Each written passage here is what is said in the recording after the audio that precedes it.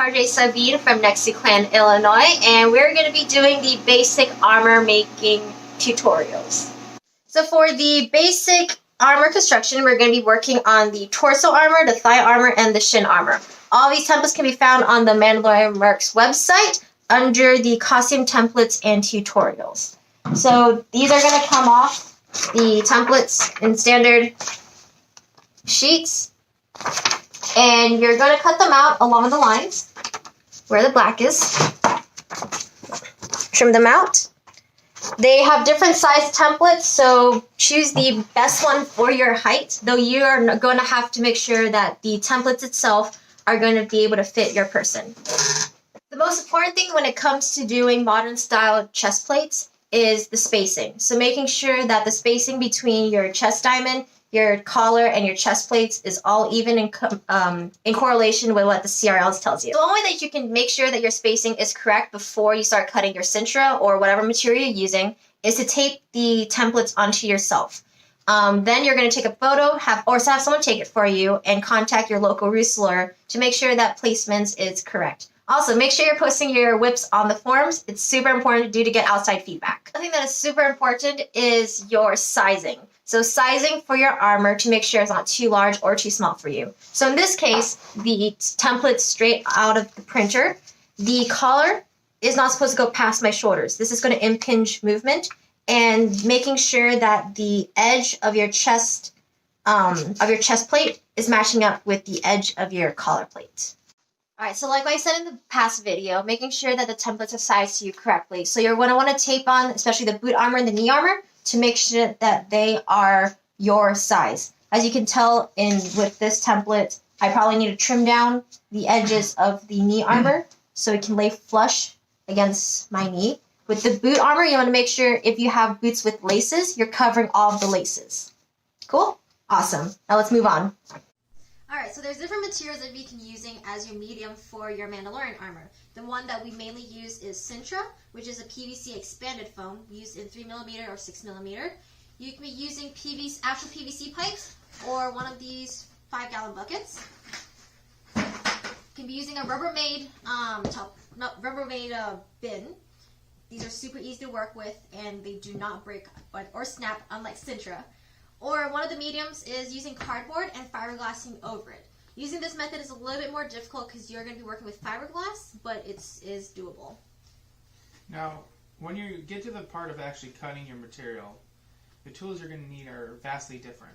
Because cutting Sintra is quite easy. You can even use scissors cutting it, because it's really soft and pliable. Most people, if you don't have power tools, you can use a box cutter or an X-Acto knife and just score it and then snap it at the lines and then sand it down.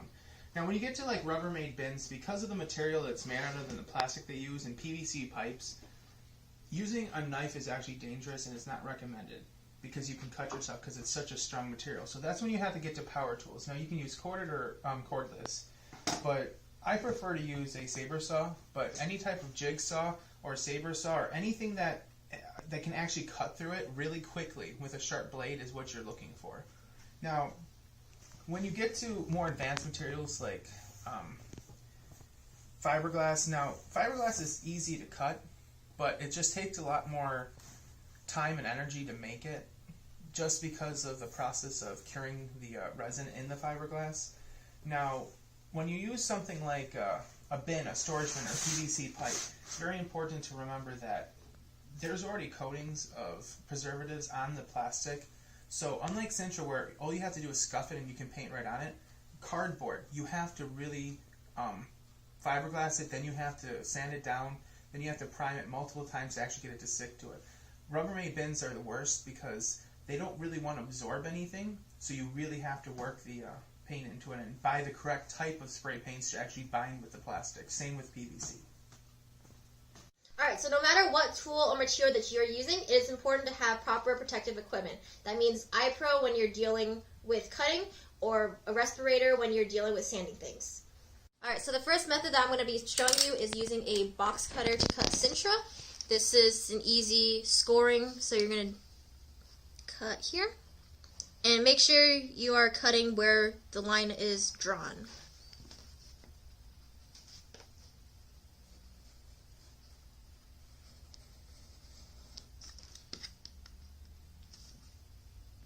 Don't worry about digging the blade directly into the Sintra itself. This method right now, you are scoring the Sintra and making a line for it, so it's easier for you to go back and cut deeper.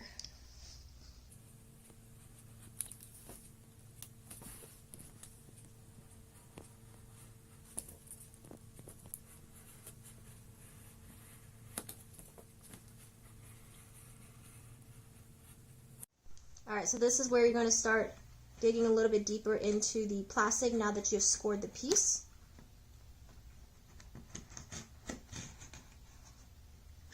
For that time, easy snap.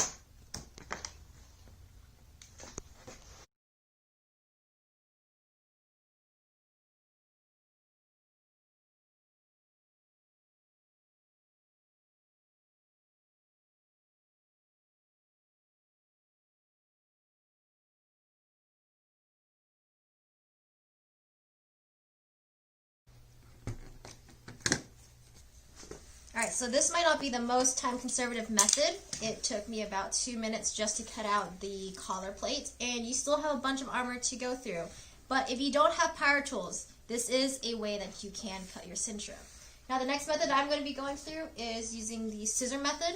One thing that I would discourage about the scissor method is that it can actually crack the Sintra and the plates that you're working with. So you have to cut super carefully and make sure that you're using a sharp knife. So unlike the blade, where you can get smooth cuts and not worry about too much cracking, scissors, because of that motion, you are bound to somehow crack the Sintra.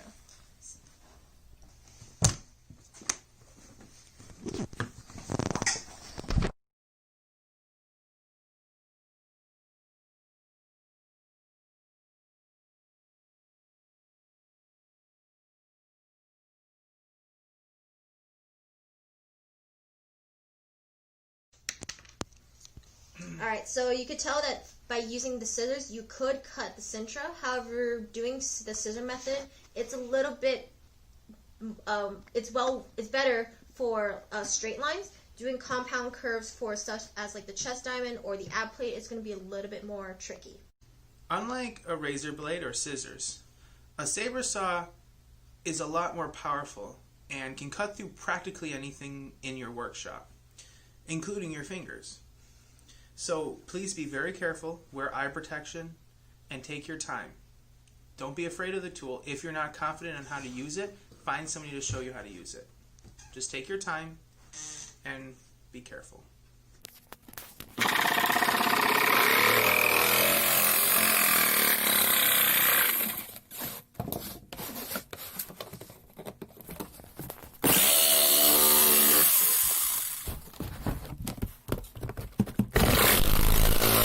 Alright, so I'm going to cut out the chest plate itself first. It's a lot easier when you're working with smaller pieces, especially when it comes to power tools.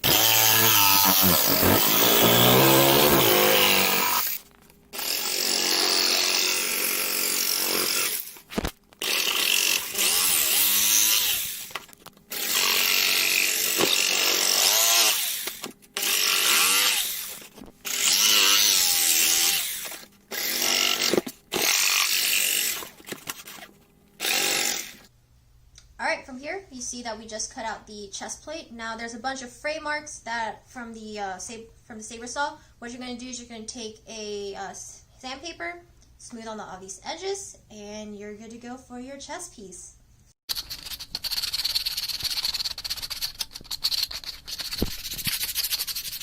So after you have cut out all of your Sintra plates, the next thing you're going to do is you're going to heat up the plastic. However, there's something that you should note about heating up Sintra especially, is if you burn it or you blister the plastic, it releases a toxic fume. Ways that you can do that is keeping the heat gun on the particular area for too long of a period of time. So what we're going to do is we're going to turn on the heat gun, make sure all the rest of your plastic is out of its way, and you're going to start heating it up. Something about thermoplastics is you need to make sure you're giving equal amounts of heat on both sides of the actual plastic. This works for PVC, Sintra, and all the other kinds of plastics.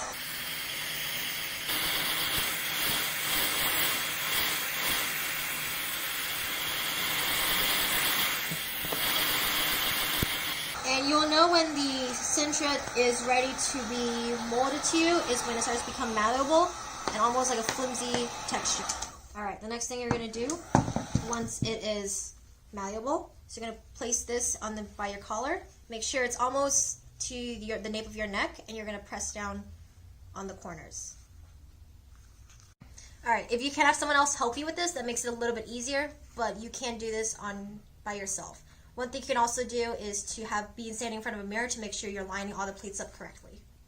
Alright, so moving on to the chest piece. Something to note is we do have a female armor section on the forums, or you can check out other tutorial videos for femme armor or femme plates.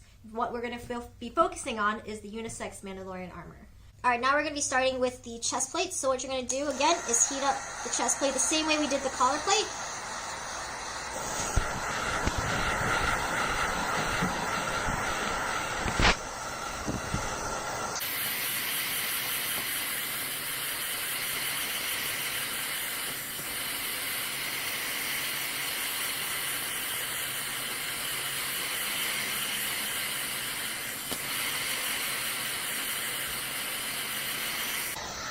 Make sure that it's super malleable. That's going to be necessary for the chest plates especially.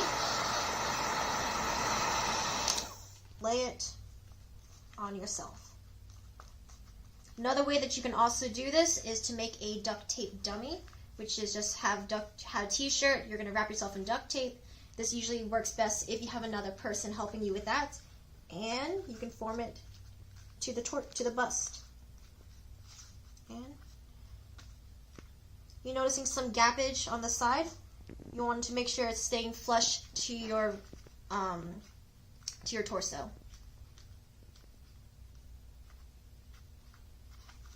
Alright, I'm going to do the same thing with the second chest plate, and we're going to take a look at the results. Alright, moving down the plates, so we had the collar, we've done the chest plates, now we're working on the ab plate. We're going to do exactly the same method, is heating it up.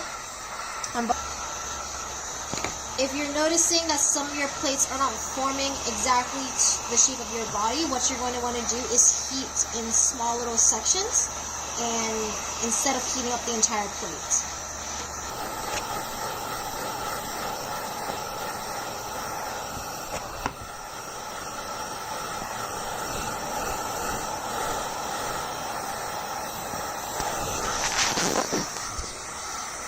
You're going to place this a little bit above your belly button. You're going to press down and you're going to form it to yourself. Unseat it like that, let it cool, and we have an ab plate. Alright, so for the shin plates, there's different methods of having the shin plates. You see some people having them a little bit squared, but for simplicity factors, we're just going to do a curved shin plate.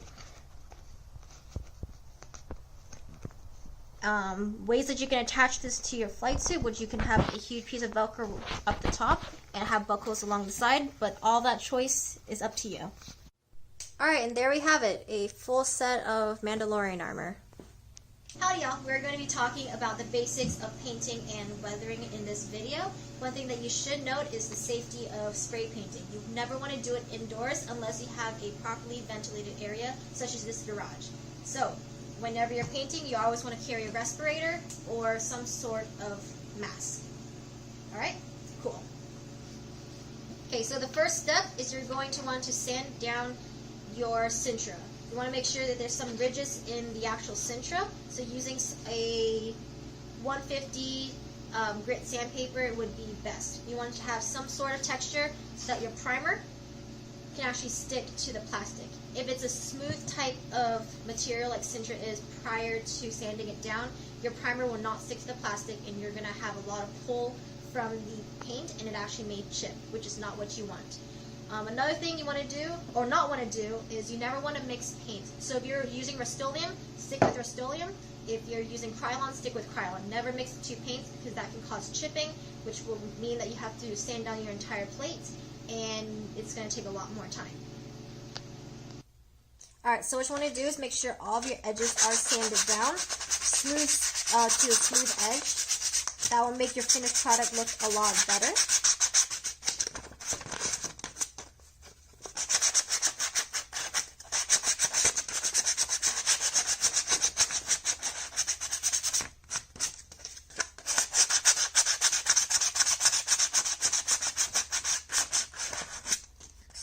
we're comparing it to this chest plate right here.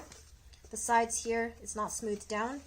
It doesn't look finished. However, here, that is the finished work. Next thing you want to do is making sure that your scuff, like I mentioned earlier, so you're scuffing the actual plate. This gives it texture for you to actually have the paint stick to the plastic.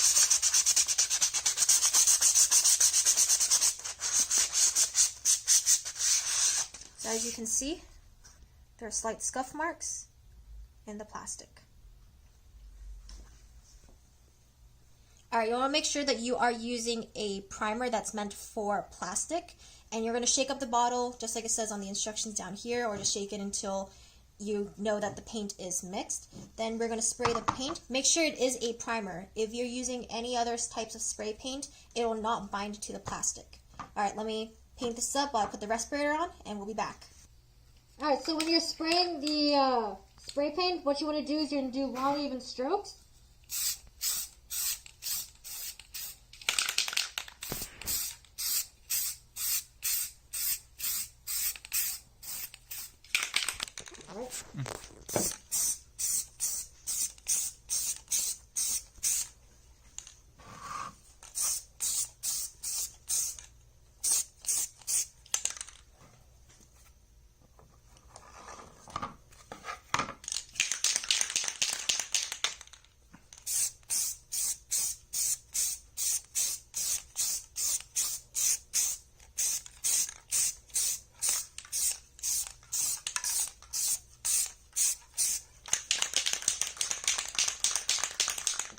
We're going to wait for this to dry off, and once it does, we're going to start with the second layer.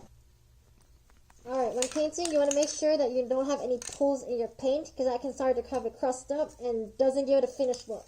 So this is the second coat of primer that you're going to use for your plate.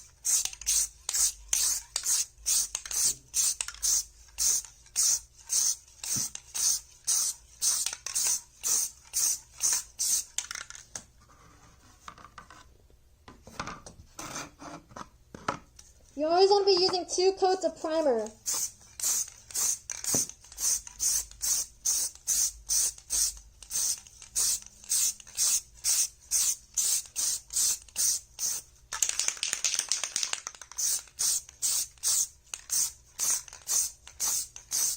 Next up after this is going to be the metallic undercoat. Alright, the next thing you're going to want to do is you're going to smooth down the primed plastic with 220 sandpaper. This is to get rid of any of the lines that you made priorly.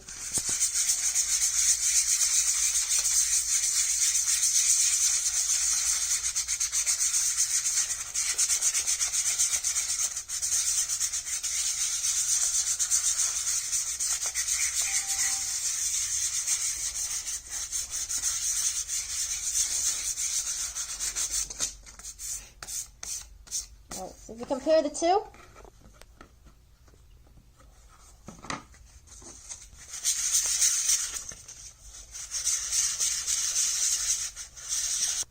alright, so for this plate, I'm going to spray down the base layer of the metal aluminum. This is to give it the metallic color underneath for the weathering. The same way that you did the primer, you're going to do a light coat, making sure that there is no pooling. You're going to cover the plate, you're good to go. For this plate, we're going to spray it with the color of your choice.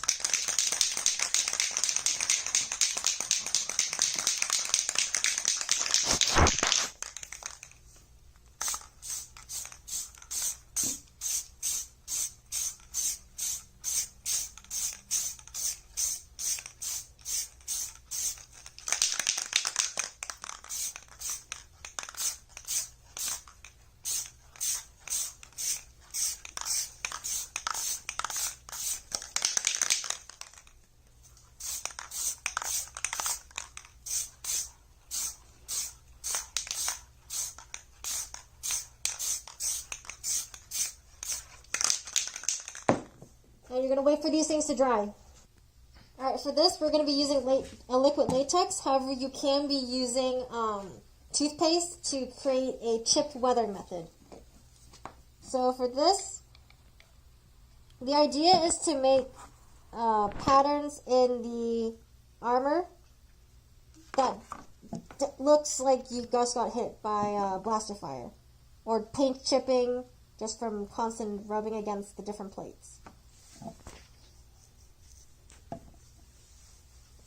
You also want it to look randomized, so in a non-patterned look. I typically hit the edges.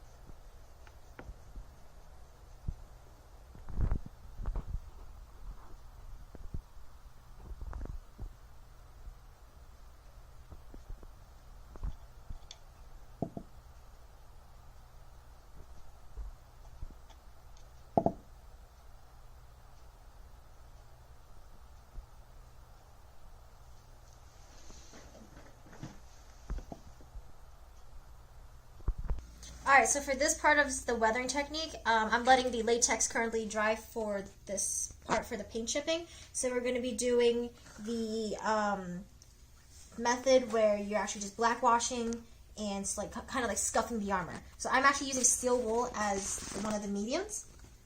So in order to apply a black wash, what you want to do is you use acrylic paint. Mix it with a bit of the water that you have.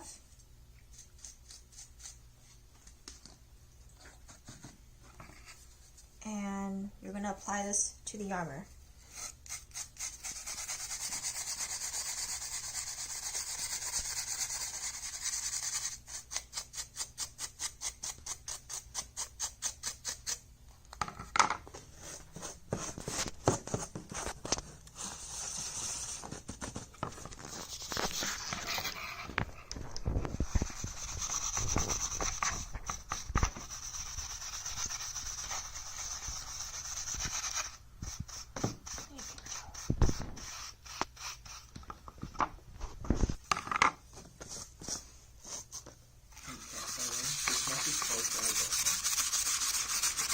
Alright, so this method is the Dybbuks brushing method. So the reason that I'm using steel wool is it kind of digs into the actual Sintra itself and into the paint. So this might seem like it's a lot of paint, and yeah, it is. So you're going to want to wipe it off.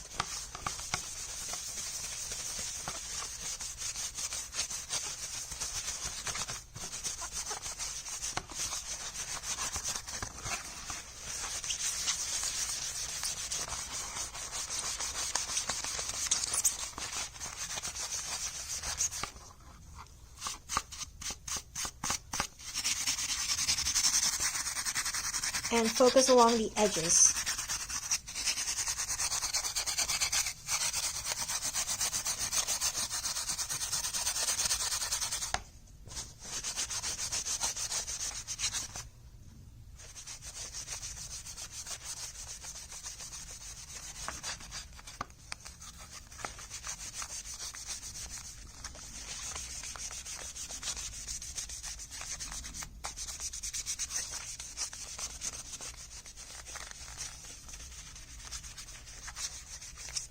As you can tell, see, there's like some score marks. That's what the effect. That's the effect that you're going for.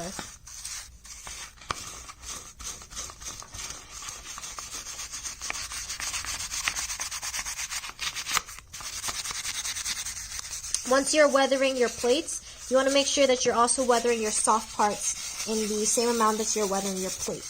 So if your plates are weathered, you want to make sure your vest and your undersuit is also weathered down. Otherwise, it's going to look unnatural.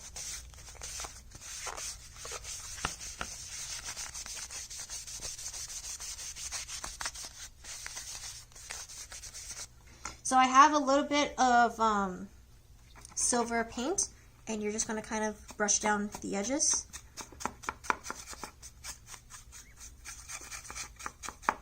This gives it the paint chip effect without having the latex or the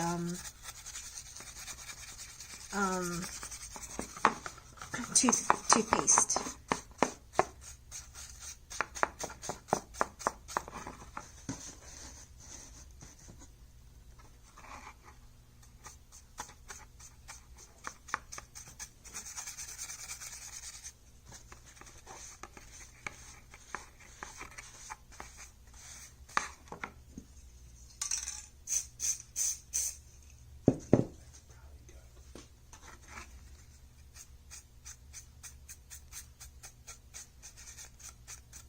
Are you trying to get cheese?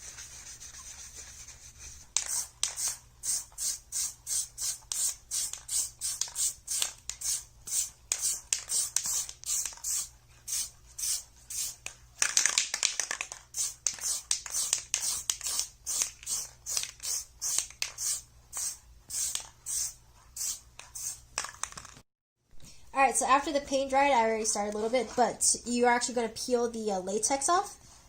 And this forms a chipping pattern within the armor. And you have to make sure that both layers of paint are completely dry before you do this, or you can risk messing up your paint.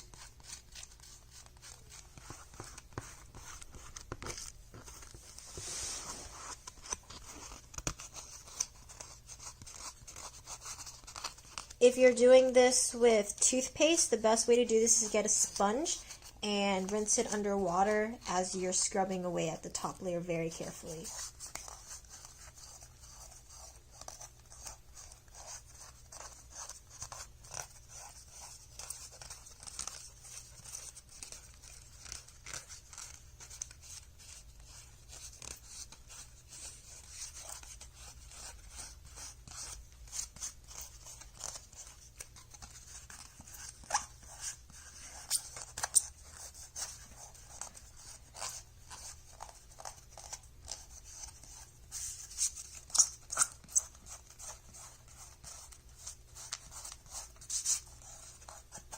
Alright, and then you're going to do a dry brushing on the outside in order to get the weathered black wash to look like you've been rolling in the mud. Again, I'm using steel wool for this. You can take a paper. And for this time, for the steel wool, I'm just using this as an applicator for the acrylic. I'm not actually trying to scratch any of the paint off.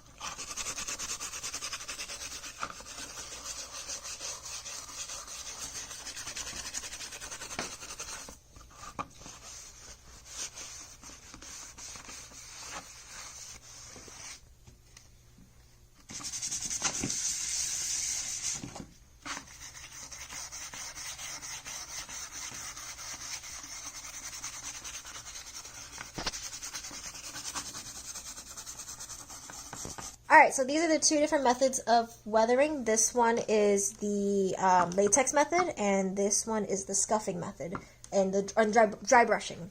So note that if you are to do your kits, you have to choose one or the other. You're not able to interchange the types of weathering technique. You also want to make sure that the weathering technique that you choose is consistent throughout all of the plates that you're choosing, and as I said before, make sure that the soft parts itself is exactly the same weathered like. Alright, so this concludes the painting and weathering tutorial. Have a great day.